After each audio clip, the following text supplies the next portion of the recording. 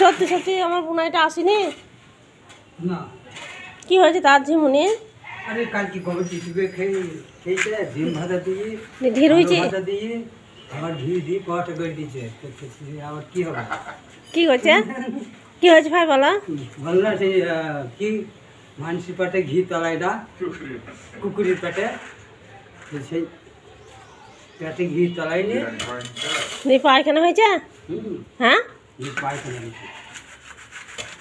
অত খাবোই বা কেন? কেন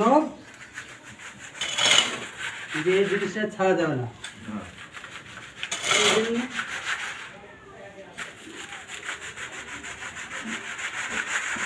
তুই বয়স হয়ে যাচ্ছি না,